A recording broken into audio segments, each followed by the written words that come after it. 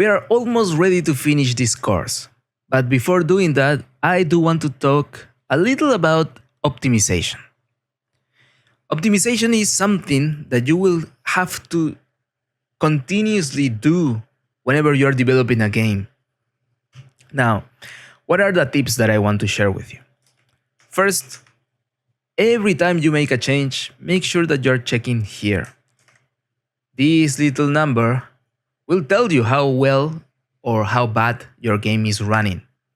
You may not feel it, especially when you have a lot of frames. Because if you have 120 frames and you start adding things and you go down to 60, you will still be running your game just fine. But when you go under 60, then you're gonna start noticing things. So I'm going to go to the normal scalability settings, which is epic. And you will notice that immediately I'm losing some frames, right? Now, it's bad, but it's not that bad. Why? Because when we release our game, we're going to get rid of a lot of things that are not supposed to be there. For example, right now, everything that I have opened thus far is loaded into memory. And that will not be the case with our game, because things will get loaded as long as we need them. So whenever we need something, boom, it will get loaded into the game. When we stop using that something, then boom, it will get unloaded, right? When you're using the editor, Unreal doesn't know which things do you want or not. So it's going to start loading things just in case. And it's understandable. They want you to have a good experience with the editor. And having to, okay, I want to use this, and then I drag and drop it, and I need to wait for it to load, then you can see how that could be a bad user experience. So testing your game inside the editor is not really a real representation of the frames that you can get. But I mean, the lowest frames that you can get here should be the lowest frames that you could get during your normal game, your standalone game. That's something to take in consideration. Now, what do you need to do whenever you see that your frames are completely bad? The first thing that you need to do is something called profiling. Profiling is just our way of telling any developer that you need to look exactly what is causing these hitches or these low frames. So you need to look for the culprit. To do that, we will use the stat unit command, and you can enter console commands here. I think that there is also a way to use the unit stat command somewhere hidden in these menus. I'm not sure, but the easier way to do this is just go here, stat unit, and we can select the first one. Press enter, and you will get this new information in your game or in your screen. So let me just put it like that. Let's talk about what this means. So, oh, what's this? No, I wanted to write on top of this. Okay, so frame. This frame is the milliseconds it takes for your game to render one frame. And if you do the math, you will eventually get the same information here. Right? And this is the more updated one, because right now this, like, it's telling me that the last frame was this one, right? Now, what are the other information? The other information is all about things in your map, like these ones. The memory is being used by your game, the input time that it takes, that is taking this frame to be processed, And these other ones, especially these three, are threads. What is a thread? Well, your computer has different types of ways to process any type of action that it needs to take. So if I want to save a file, you will have the queue to save a file, right? Save a file. But what happens if email gets to my PC and I'm using another program at the same time? Then if we only had one thread, we will need to wait till this finishes, and then I can go and do something else in another program. But because it's the future, we have multiple threads, then if the thread is not doing anything, oh, you want to process something? Okay, let's process it here. You want to process another thing? Let's process it on this thread. In Unreal, we have the game thread. In this thread, we are going to do all the processing that happens inside of our blueprints, inside of our C++. So if this is red, it means that you have a programming type of issue. You will need to look around and see what could be happening. Usually, some for loops could be the culprit. Maybe you are also spawning a lot of things on the tick. Destroying a lot of things on the tick also can lead to problems. So yeah, there are a lot of issues that you can find. Again, this is also a big topic to talk about, and I will suggest a lot to and go to the documentation. And there, I believe they have published a optimization learning path. And it's super recommended that you check it out, so you can take your time checking what could you do about it, right? Now that is the game thread. Then is the draw one. The draw thread, it will be related to the things that you have put on your level. How many primitives you have and how many triangles they have, how many materials they are using. So, and I believe even the HUD will be processed here. So if this is the problem, then it means that, yeah, you may have too many things clumped together.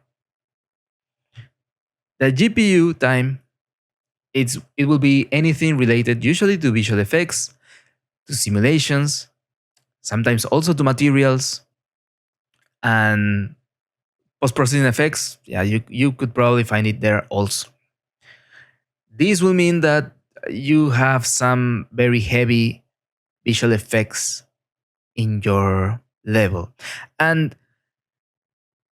the thing about that, okay, you told me we have threads, right?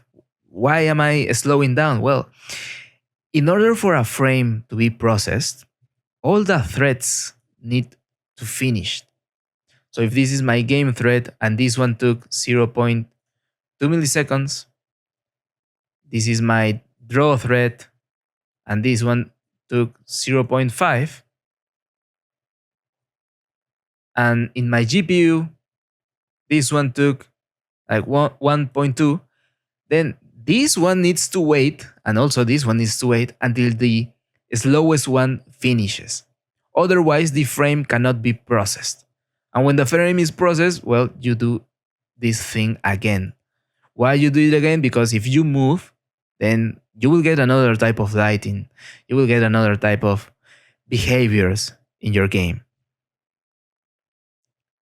So yeah, that's the thing about this little window. Not window, but information that you can put on your window. And taking consideration that depending on where you are in your map, this will change a lot. If I'm looking away, then yeah, I don't have any problem. because nothing is being loaded there. You can know this, and Unreal does this optimization by itself if you just freeze the rendering. So let's freeze rendering, enter. Rendering is frozen, and if I just look behind me, nothing is being rendered. Yeah, that thing Unreal always does it by itself. And you will see that when I unfreeze it, you just need to type freeze rendering again, then we actually load stuff. And this will happen even if I do this, it just happens super quick. And depending on where you're looking, your frame could go worse. If I'm looking towards this, then I'm not rendering a lot of things, but I'm rendering this material, or well, the foliage and the material foliage. And it also, it's different if I'm looking through to my map from a distance, because there is a thing called LODs, the level of detail, and that level of detail will change depending on how far am I. Because here I really don't need that much detail to understand the shape, the overall shape. So if I again freeze the rendering and go back near this, I may find some things that are rendered differently. Like for example, look at here, there are some leaves that it's not showing me. Or maybe that's how the how the tree is. Let me just unfreeze the rendering, and you will see the actual detail of this tree whenever you are close enough. But again, this is done automatically. You don't need to worry. It will happen automatically. And yeah. So things to have in consideration, especially if you are suffering in the draw. You just need to go here. And we have different view modes. We have an unlit view mode. You will get more frames here because no illumination. But it will look it would look very bad. We have these optimizations. Where is it? Buffer optimization view modes. And one of the most important ones will be the shader complexity. Depending on your materials, you will get shaders that are a little bit heavier because they have more instructions in it. What you need to have in consideration is that you don't want to have any type of material or shader that is white. If it's red, it's fine. It's okay. Just don't try to have everything green, because that's not possible unless you want your game to look very bad. So I mean, it's unavoidable that you have a shader complexity or certain shader complexity in your level, but try not to, if you will have it, try not to put like too many materials that are causing this in the same place, right? Just try to avoid reaching the white part. So this is actually not bad at all. Let's return to lit.